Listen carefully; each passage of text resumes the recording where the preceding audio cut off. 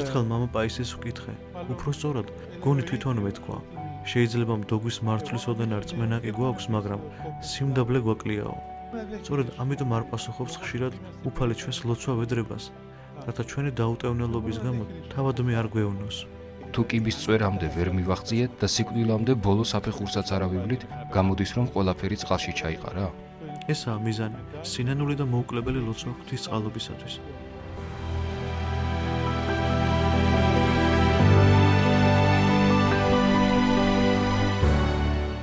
დაგლოცეთ მეუფეო. ქრისტემ დაგლოცოთ. დიდ მარხვის მეოთხე კვირა. სახარება მოგვითხრობს მამაზე, რომელმაც შვილი უფალს მიგვარა დემონებისგან განსაკურნებლად. გთხოვთ ამ მონაკვეთის მნიშვნელობაზე გვესაუბროთ. როგორც თქვენც აღნიშნეთ, დიდ მარხვის მეოთხე კვირას ეკლესია მარკოზის სახარების მონაკვეთს გვთავაზობს. მე-9 თავს, მე-17 მუხლიდან 31 მუხლამდე, რომელშიც საბრალო მამის ამბავია აღწერილი, ქრისტესთან რომ მივიდა და შვილის განკურნებას თხოვა. იგი უწმინდური სულისგან ძლიერი ტანჯებოდა და ქრისტეს მოწაფეებმა მისი განკურნება ვერ შეძლეს. ქრისტე ეკითხება მამას, სწამს თუ არა, ის კი სულის სიღრმიდან ცრემლებით შეძახებს. წამს უფალო, შეეწიე ურწმუნოებასა ჩემსა. შემდეგ კი უფალი უწმინდური სულით შეპყრობილ ყმაწვილს ამ სატანჯველისგან ათავისუფლებს. მაშინ მოციქულები ქრისტესთან მიდიან და ეკითხებიან, ჩვენ რატომ ვერ განკურნეთო? ქრისტეს ხომ მათთვის უწმინდურ სულთა განდევნის ხელმწიფება ჰქონდა ნაბოძები. უფალი პასუხად მიუგებს, რომ ნათესავი უკეთური სხვა ვერაფრით განიდევნება თუ არა ლოცვითა და მარხვით. შემდგომ კი მოსალოდნელ ჯვარცმასა და ვნებებზე ესაუბრება. ადამიანისათვის არ არსებობს უფრო დიდი უბედურება, ვიდრე უწმინდურ სულთა ტყვეობაში მყოფობა. ამიტომ სახარებაში მოთხრობილი ამბავი ძალიან ტრაგიკულია. თუმცა ეს ყოველთვის როდი ნიშნავს, რომ ადამიანი ღმერთს გმობდა და ამიტომ დაემართა ეს.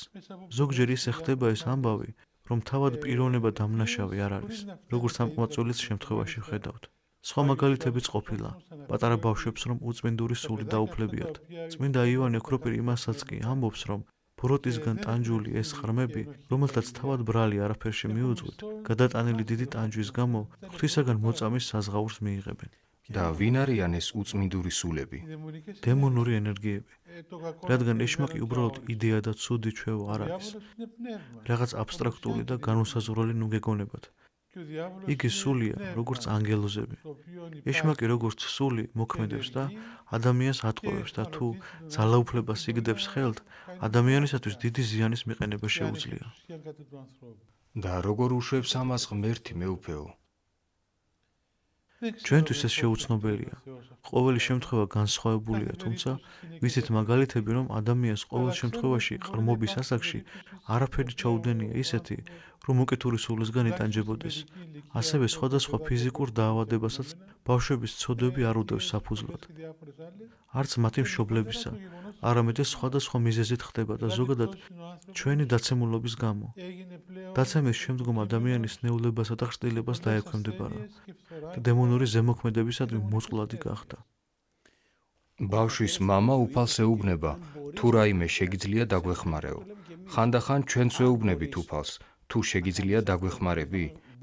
ეს ფრაზა თუ შეგიძლია სუსტი რწმენის მანიშნებელია? ამაში უძლურებად შეიძლება იყოს და უბრალოდ სიტყვის მასალაც, ერთგვარი სასოწარკვეთის გამოხატულებაც. ამ ადამიანმა ყველას მიმართა ქრისტეს მოწაფეებთანაც მივიდა, რომელთაც განკურნება ვერ შეძლეს და ბოლოს თავად იესოს ეუბნება, თუ რამის გაკეთება შეგიძლია, იქნებ დამეხმაროო. ეს ურწმუნოებით ღვთის შეურაცხყოფა არ იყო, რადგან ქრისტემ მისი გული დაინახა. იცოდა, რომ შეიძლება მისი რწმენა გაცოცხლებულიყო. ამიტომაც მისცა მას შესაძლებლობა, რომ გულის სიღრმიდან ეს ძლიერი რწმენა გამოევლინა და ამიტომაც ეუბნება მას, უკეთო ძალგიც რწმუნებად, ყოველივე შესაძლებელ არს მორწმუნისა. თუ გწამს, მორწმუნისათვის ყველაფერი შესაძლებელია. კაცი კი ცრემლებით შეძახებს, წამს უფალო, შეეწიე ურწმუნოებასა ჩემსა. როგორც წმინდა მამა პაისი იტყოდა, იგი ქრისტეს სიხშირეზე გადავიდა, დამდაბლდა, ატირდა, ტკივილი განიცადა და ილოცა, რომ ღმერთი მის რწმენას შეწეოდა, მისი შვილი საკურნებლად რომ იყო საჭირო. მცირედით ამ სიტყვებზე შევჩერდეთ. შეეწიე ურწმუნოებასა ჩემსა. ასეთი ლოცვის წარმოთქმას მოძღვრები ჩვენს გვირჩევთ ხოლმე, როდესაც ქრისტესგან გამბედაობისა და რწმენის ბოძებას ვითხოვთ. მაგრამ შეგვიძლია კი ეს ნამდვილად. მე პირადად ასეთი ლოცვის მცხვენია ხოლმე. ეს სიმდაბლის ამბავია? გააჩნია, საიდან მოდის ეს სირცხვილი. თუ იმიტომ გრცხვენია, რომ გრძნობ თითქოს ეს ღმერთს შეურაცხყოფს, მაშინ კარგია. თუ გრცხვენია, რადგან გრძნობ, რომ დოგვის მარცვლის ოდენა რწმენაც კი არ გაგაჩნია და შენი შესაძლებლობისამებრ უნდა იღვაწო და შემდეგ ითხოვა ღვთისაგან, ესეც კარგია. გააჩნია, როგორ წარმოთქო ამ სიტყვებს. ყმაწვილის მამა სასოწარკვეთილი იყო, გულმტკივნეული და შიშობდა, ქრისტეს კურნების გარეშე არ გაეშვა. ამიტომ ეს მავედრებელი ლოცვა აღმოხდა ქრისტეს წინაშე. რატომ ვერ შეძლეს კურნება მოწაფეებმა? ეს ღვთის დაშვებით მოხდა.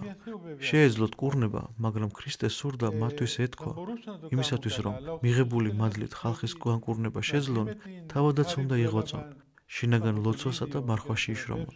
ამიტომაც გვაქვს დღეს დიდმარხვის მეოთხე კვირას ეს საკითხავი, რათა ეკლესიამ ლოცვისა და მარხვის 8 წელში გაგვაძლიეროს და გვასწავლოს, რომ განკურნებისათვის აუცილებელია ღვთისქმედებას ჩვენი სიყვარული და სათნოებებში პრაქტიკული მოღვაწეობაც შეუერთოთ.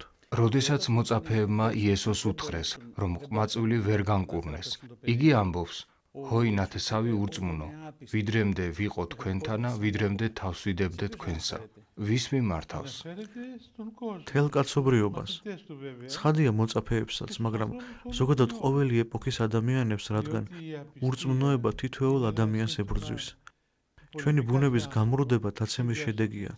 ჩვენი სულიერი ღვაწლის მიზანია დავუბრუნდეთ ჩვენს ჭეშმარიტ ყოფიერებას, ისეთს, როგორიც დაცემამდე გვქონდა.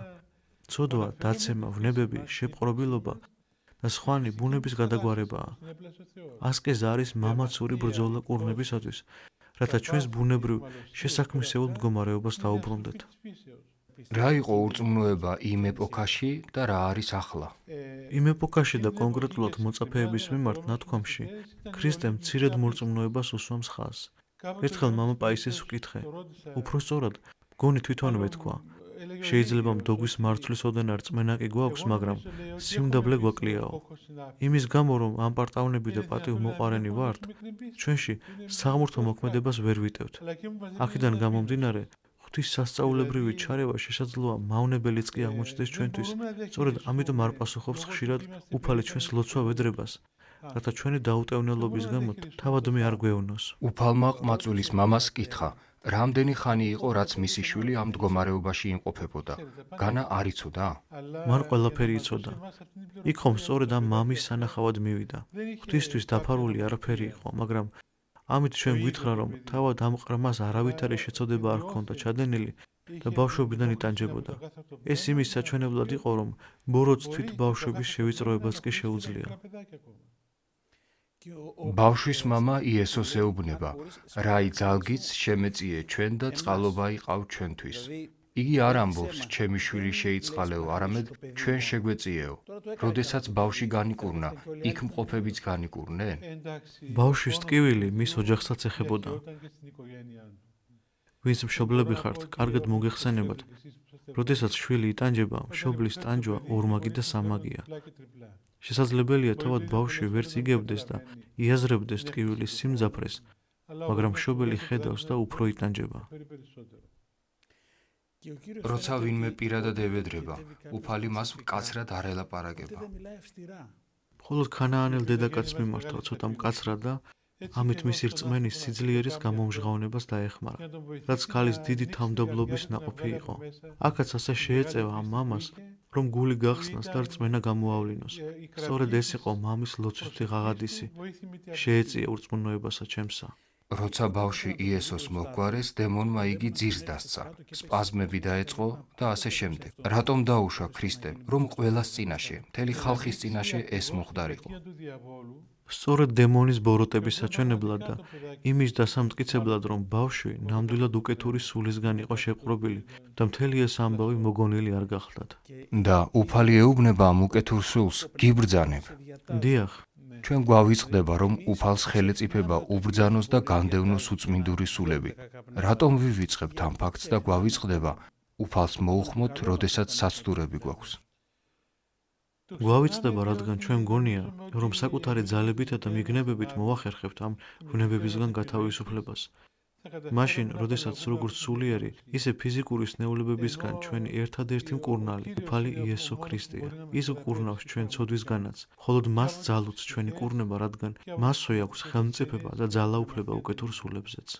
ეს აღსარებასაც მიემართება. ეშმაკი მხოლოდ კი არ განდევნა, არამედ დაბრუნებაც აუკრძალა.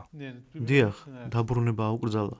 ვინაიდან როგორც სახარების სხვა ადგილას არის ნათქვამი, უწმინდურ სულს წინანდელ ადგილას დაბრუნება სჩვევია. თუ ადამიანი დაუდევრად იცხოვრებს და ბოროტს საბაბს მისცემს, წინანდელზე უარეს მდგომარეობაში ჩავარდება. ეს აღსარებასაც მიემართება. ღმერთის ყოველი ქმედება ადამიანისადმი ცოდვათა მიტევებასა და მარადიულ სიცოცხლეს ემსახურება. ასეთია ღვთისმოქმედება ადამიანის ცხოვრებაში. სინანულის საიდუმლოება ცოდვებისგან გვათავისუფლებს, რადგანაც ცოდვა არა ყოველთვის, მაგრამ საკმაოდ ხშირად არის მიზეზი ბოროტის სულის მიერ მოყენებული ტანჯვისა. უპირველესად აღსარებას მივმართავთ, რათა თუ იგი რაიმე პირადი მიზეზით ჩავარდა ბოროტის ხელში, ეს მიზეზები მოიკვეთოს და თავის დაღწევა შეძლოს. და აღსარების მიუხედავად ბოროტის სული შესაძლოა კვლავ დაბრუნდეს? თუ ადამიანი ყურადღებით არ იქნება, შესაძლოა დაბრუნდეს და თანაც უწინდელზე უარესის სახით.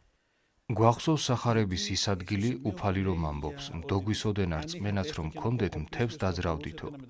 იესო სასწაულებს აღასრულებდა, მაგრამ მთები არ გადაუადგილებია. მაშ რა იგულისხმება მთებში? შეუძლებლის აღსრულებას გულისხმობს.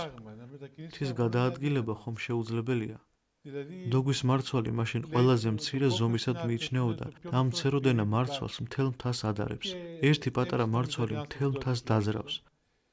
ასეთი შემთხვევა ამბა მარკოს ათენელის ცხოვრებაშიც არის აღწერილი. მარკოზი უდაბნოში წმინდა პაფნუტის შეხვდა და ჰკითხა, თუ არსებობდნენ ამ ქვეყნად ქრისტიანები, რომელნიც მთას ეტყვიან, ადექი და წადი და მთაც დაიძვრებაო. ამ სიტყვებზე მთა დაიძრა. ალექსანდრიაში დღემდე არსებობს ადგილი, რომელსაც დადექ მთაო ეწოდება და წმინდა მარკოს ათენელის ცხოვრებაში აღწერილია, რომ ეს სასწაული სახარებაში ნახსენები უფლის სიტყვებისამებრ მოხდა. ცხადია, ქრისტეს მთები არ გადაუადგილებია, მაგრამ უმეტესი რამ აღასრულა. მან მკვდრები აღადგინა. სახარება იმასაც ამბობს, რომ ეს ყრმა თვარეულობით ან ეპილეფსიის შეტევებით იტანჯებოდა. ხალხი მთვარეს მიიჩნევდა მიზეზად თუ დემონს. შეეძლო თუ არა იმის მიხედვა, რომ ეს რაც ყმაწვილის თავს ხდებოდა, ბოროტისეული განსასწრელი იყო. ადამიანებს მაშინ ნაკლები სამედიცინო და სულიერი ცოდნა ჰქონდათ. მთვარე არ არის დამნაშავე. ცხადია, გარკვეულ გავლენას ახდენს მაგნიტური ველების და იმ მიზიდულობის გამო, რომელიც დედამიწისადმი აქვს. ეს ხეებსა და ხეხილზეც კი მოქმედებს, მაგრამ შეპყრობილის ტკივილის მიზეზები სხვაა, უფრო სულიერი და მთვარე არაფერ შუაშია. უფალმაც თქვა, რომ დემონთა ეს უკეთური მოდგმა მხოლოდ მარხვითა და ლოცვით განიდევნება. რას გულისხმობს დემონთა სახეობებსა და მოდგმაში? დემონებიც სხვადასხვა დასებად იყოფა. მხოლოდ ერთი სახეობა არ არსებობს, ისევე როგორც ანგელოზებს აქვთ სხვადასხვა დასი და თითოეული თავის ძალასა და საღვთო ნიჭს ფლობს. ანგელოზთა 9 დასი არსებობს. სამწუხაროდ, დემონებსაც თავიანთი იერარქია აქვთ და ყოველ დასს თავისი ვნება აქვს. ეს კონკრეტული სახეობა დემონისა, სიყრუისა და უტყუობისა, როგორც უფალმაც ბრძანა, მხოლოდ ლოცვითა და მარხვით განიდევნებოდა. მეუფეო, ჩვენ რატომ არ ვაქცევთ სათანადო ყურადღებას იმ ფაქტს, რომ ლოცვითა და მარხვით ამ დემონების ძლევა ძალგვიც? იმიტომ, რომ წვალება და შევიწროება არ მოგწონს. განა ლოცვა და მარხვა მარტივია? მარხვა მხოლოდ საკვებისგან თავშეკავება არ არის. ეს სხვა მავნე რაღაცეებისგან თავის მოზღუდვაცაა. ეს არის ფართო გაგებით თავშეკავება, გონიერება, სიწმინდის დაცვა, რაც ქრისტიანის დიდი ბრძოლაა. წმინდანები როგორ აღუდგებოდნენ წინ დემონებს, მათ ჩვენზე მეტი ბრძოლა ჰქონდათ. წმინდანები დემონებს დიდი სიმამაცით ებრძოდნენ და ძალიან რთულ ბრძოლას გადიოდნენ მათ წინააღმდეგ. უპირველესად, ეს მათი პირადი ბრძოლა იყო. დემონი მათ განუწყვეტლივ დაუნდობლად ებრძოდა. შემდგომ უკვე, როდესაც მადლის მიერ მდგომარეობას მიაღწევდნენ, მათთან უკეთური სულით შეპყრობილი ადამიანები მიდიოდნენ და წმინდანებსაც მათი კურნების ძალა ეძლეოდათ. მახსოვს, მამა პაისისთანაც მოდიოდნენ შეპყრობილები და თავს ესხმოდნენ ხოლმე, ყვიროდნენ, კანკალებდნენ და ისე იქცეოდნენ, რომ ცხადი ხდებოდა რომ ისინი უწმინდურ სულს ყავდა შეპყრობილი. და როგორ მივხვდეთ, რომ რაც ჩვენს თავს ხდება, ეშმაკის ბრძოლაა? მაგალითად, როცა ზრახვები გვაქვს, როგორ მივხვდეთ, რომ ეს გულისთქმა ბოროტისაა? მამა იოსები, სულიერი ცხოვრების დიდი მცოდნე, გვეუბნებოდა, მათივე ბოროტებისგან იცნობთ, ხეხომ ნაყოფით იცნობაო. თუ ის, რასაც აზრი, გულისთქმა ან გარემოება გვთავაზობს, შფოთვას, ფორიაქს, გონების დაბინდვას მოგიტანს, აგაწრიალებს, ანუ მოგიტანს იმას, რაც სულიწმინდისა არ არის, მაშინ გაიგებ, რომ ეს ღმერთისგან კი არა, დემონისგანაა. ხოლო თუ სულში სიყვარულს, სიხარულს, მშვიდობას, სინათლესა და კურთხევას შეიგრძნობ, მაშინ ეს ქრისტესგანაა. მამაო, როგორ მოდის ეს შემეცნება? ზოგჯერ ხომ ამასაც ვივიწყებთ. ასეთ შემთხვევაში წმინდა მამებს უნდა მივაშუროთ, რომლებიც გამოწვლელითა და სიბრძნით გვეტყვიან იმის მიზეზს, რაც ჩვენთან ხდება. სახარების ამ ფრაგმენტის დასასრულს უფალი მოწაფეებთან თავის მომავალ ნებებზე იწყებს საუბარს. ეს როგორ არის დაკავშირებული? დიდი მარხვის ნახევარმა უკვე განვლო და ვნების კვირისკენ მივემართებით. ამიტომ სახარება მომავალი მოვლენებისათვის გვამზადებს.